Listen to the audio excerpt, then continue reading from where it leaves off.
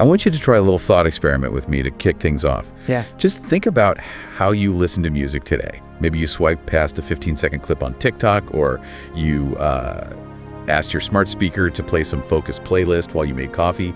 It's instant, it's infinite, it's everywhere. It's like water from a tap. You just turn it on and it's there. You don't even think about it. Exactly. But here's the reality check, and it's kind of our starting line for today. If you were alive in 1850, the only way to hear a song, and I mean the only way, was to be physically in the room with the person playing it. And when they stopped playing, the music was just gone forever. No replay button. That is the very definition of scarcity. And looking at this stack of research we've got in front of us, this is a big evolution of music and musicians report. We have clearly moved from that extreme scarcity to, well, just absolute overwhelming abundance. So that is our mission for this deep dive. We're not just going to list off a bunch of dates and inventions. We want to trace this 170-year journey to see how technology didn't just change how we hear music. It completely shifted the power, the money, and the day-to-day lives of the people making the art. It's a roadmap of survival, really. We're going from, wealthy patrons and sheet music through the golden age of vinyl records and landing right in this kind of chaotic moment of algorithms, AI, and what the report calls the snackable era. Let's start there, back in that world of scarcity. So 1850s, early 1900s, I'm a musician, I want to make a living. What does my business model even look like? Because this report points out something that feels really counterintuitive now.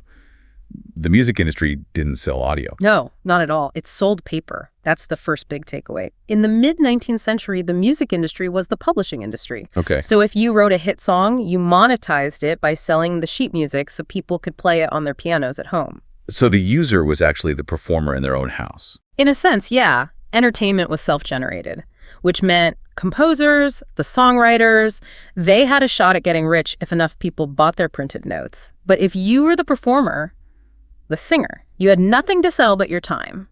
The report calls this the age of patronage Yeah. for performers. It sounds very, Downton Abbey. How did that work? It was sort of like the gig economy, but with golden handcuffs.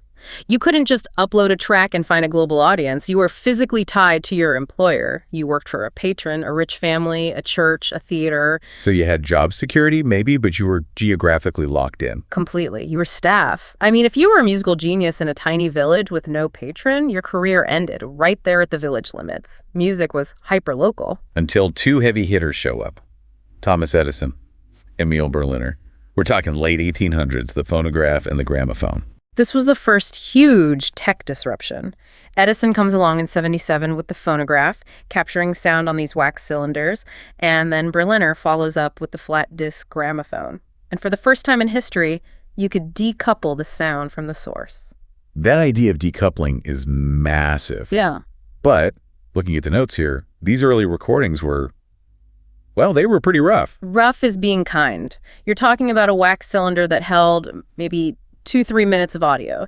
And in terms of the process, there was no fixing it in post. Right. You had to perform live directly into a big mechanical horn. The acoustic energy of your voice literally had to vibrate a needle to carve the groove in the wax. So you had to basically yell. You had to belt it out. And if you sneezed or you hit a bad note, Oh, you ruined the master. you ruined it. You had to shave the wax down and start from scratch. Wow, high stakes. But even with that scratchy audio, this completely shattered that geographical barrier you were talking about. It did. It birthed the record industry. Labels like Victor and Columbia. Suddenly, a singer in New York could be heard in a living room in London without ever stepping on a boat. It was pure magic. Which brings us to the early 1900s and Tin Pan Alley. I've always pictured it as like a literal street in New York where you could just hear pianos from every window. And that's not far off. It was the songwriting factory of America. It was the industrialization of music. You had professionals sitting in little cubicles, just churning out catchy tunes to be sold as sheet music or on these early records. So the pop music machine is starting to turn. But then in the 1920s, we get another disruption that I think it's arguably even bigger than the record player. Radio. Radio changed the entire equation. Before radio, if you wanted music, you had to actively pay for it. Buy the sheet music, buy the record, hire the band. Now music was just floating into your house for free. That must have been terrifying for musicians. It was a classic double-edged sword. On one side, you had this incredible, instantaneous mass reach. One song, a whole continent. Exactly. But on the other side, it introduced infinite competition. Before, you just had to be the best singer in your town. After radio, you had to be better than the best guy on the national broadcast. The bar just got way higher. Now, while radio is taking off, the report says the quality of recordings took a huge leap in the mid-20s, thanks to one thing: the electrical microphone. This is one of those little technical details that just changes art itself. Like we said, before the electric mic, it was all mechanical. You had to shout into a horn. Which is why all those old recordings sound so loud and brassy. You couldn't be subtle. You couldn't be intimate. The microphone allowed you to whisper, to croon. Without the microphone, you don't get the nuance of jazz. You don't get the raw emotion of the blues. It let personality come through. And personality sells. This is when we start to see the star with capital S Louis Armstrong, Bessie Smith. Right. But as the stars got bigger, the business side got tighter. This is the era when the big labels like RCA and Decca really consolidate their power. They started signing artists to these exclusive contracts. Which basically meant the label owned you. Pretty much. They controlled what you recorded, how you were marketed, and crucially, they kept most of the money. The artist got a flat fee, maybe a tiny royalty, but the real power was in the executive's office. The artist was an employee. Okay, let's move into the post-war era, the 40s and 50s. We get another format change that seems small, just a bigger disc. But the report argues the LP changed how artists told stories. The long-playing record, or LP, 1948. Instead of 3 minutes per side, now you have 20 minutes per side. That is a massive canvas to work on. It totally paved the way for the album as, a cohesive piece of art. And the LP arrived right alongside this cultural explosion. Rock and roll? Elvis, Chuck Berry. And the report makes a great point here. This wasn't just a new sound, it was a brand new market. Teenagers. Yeah, the first time music was really productized just for youth culture, and this is when mechanical royalties became the standard business model. Okay, let's unpack that term for a second. Mechanical royalties. Sounds like something a robot would collect. It does, doesn't it? But it's the lifeblood for a songwriter. Put simply, every time a physical copy of a song is made, mechanically pressed onto vinyl, the songwriter gets a small payment. It meant that instead of just a one-off fee, your income was tied to how many records you sold. So that's the lottery ticket. You sell 1 million records, you get paid for 1 million sales. It aligned the artist's success with the commercial success of the record. If it was a hit, you bought a Cadillac. If it flopped, well, you starved. It turned music into a high-stakes game. So the stakes are way up. Now let's jump to the 60s and 70s, the album era. We've got bands like the Beatles, Pink Floyd, using that whole LP side to create these complex works of art. And the singer-songwriter becomes the ideal. They weren't just performing songs written by the Tin Pan Alley guys anymore. They were writing, producing, arranging. They owned the whole creative process. And as the music got bigger, the shows got bigger. We're moving from theaters to stadiums. The mega tour. It wasn't just a band in a van. It was huge lighting rigs, road crews, pyrotechnics. It became this massive industrial operation. And touring became its own revenue stream, almost totally separate from selling records. But if the 70s were about the tour, the 80s were all about the look. 1981, MTV launches. Video killed the radio star. It's a cliche for a reason. Before MTV, you could be a great musician and look like a regular person. After MTV, your image was just as important as your sound. You had to have the look. And the budget for a flashy music video. Which the labels would front you, of course, putting you deeper in debt. But, and this is a huge but, while all that was getting more expensive, the format for selling the music became a goldmine. The compact disc. The CD. I remember how clean it sounded. But why does the report call this the financial peak for the industry? Because the profit margins were insane. The industry convinced an entire generation to rebuy their entire music collection on CD for like $16, $18 a pop. Right. Manufacturing was cheap, retail was high, the labels were just swimming in cash. It really was the good times. But the report also mentions that while the big labels are counting all their CD money, something else is bubbling up underneath. The indie scene. College radio. Bands were using independent labels to just bypass the majors entirely. It was a precursor to the whole do-it-yourself culture we have now, but back then, it was hard work.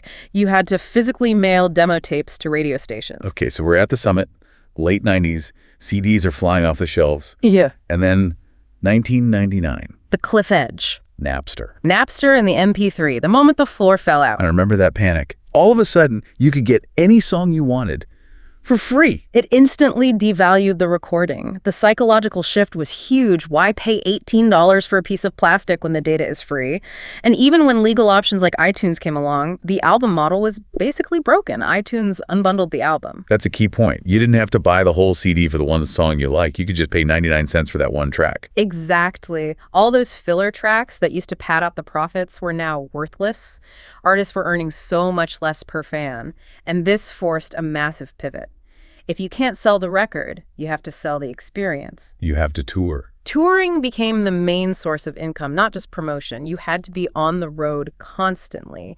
The t-shirt you sold at the merch table became more valuable than the CD. And just as everyone gets used to downloads, the model shifts again. Streaming, Spotify, Apple Music. The shift from ownership to access. You don't buy the music, you just rent access to everything. And the math in the report is, well, it's stark.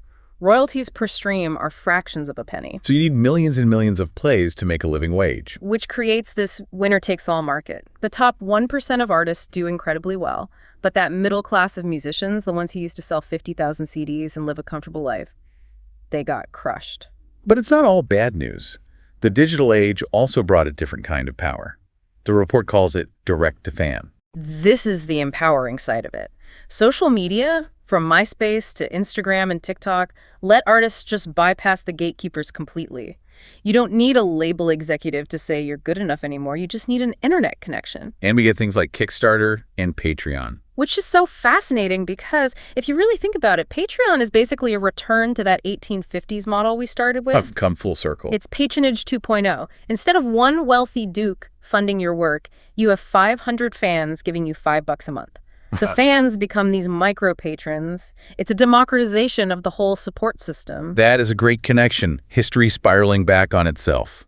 But speaking of modern tech, we have to talk about the snackable era. TikTok, Instagram Reels, we're back to short-form content. And the report says this is actually changing how songs get written. It's not just about discovery, it's changing the music itself. It is. Artists are now consciously writing for that snackable moment, a hook in the first 10 seconds, a chorus that loops perfectly.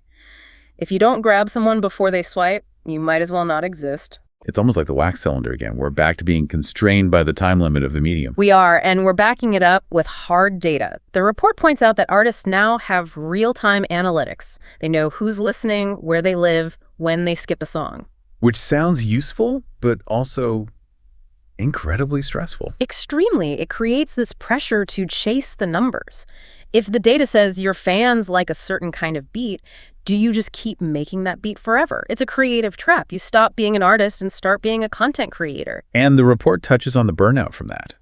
You can't just be a musician anymore. You have to be a video editor, a social media manager, an influencer. You have to be on 24/7. In the 70s, a rock star could vanish for 2 years to make an album, and it just added to their mystique. Today, if you vanish for 2 months, the algorithm forgets you exist. You just disappear. That's terrifying. And now, looming over all of this is the next big disruption. AI. Artificial intelligence. Deepfakes. We're already seeing AI that can generate music, write lyrics, mimic voices with scary accuracy. It raises some huge questions. If a computer can write a perfect pop song in 5 seconds, what is the role of the human artist? That is the question for the next decade. There are all the legal fights over copyright, which are a mess, but on a deeper level, it's an existential crisis. If the machine can do the technical part, what is the artist for? So if we try to pull all this together, we've gone from sheet music to AI bots. What's the big picture here? The big picture is a huge shift in power. We went from local patronage, where power was with the wealthy few, to the label era, where corporations controlled everything. And now power is, well, it's fragmented. It's partly with the platforms, the Spotifys and the TikToks, but a lot of it is shifting back to the artists themselves. Because they own that direct relationship with the fan. Exactly. The modern musician is a small business owner. They're juggling streaming, touring, merch, Patreon. They're entrepreneurs. And the audience is completely global. A kid making beats in a bedroom in Legos can be a star in Reykjavik tomorrow. The opportunity is infinite, but so is the competition. It's the noisiest room in human history. It feels overwhelming.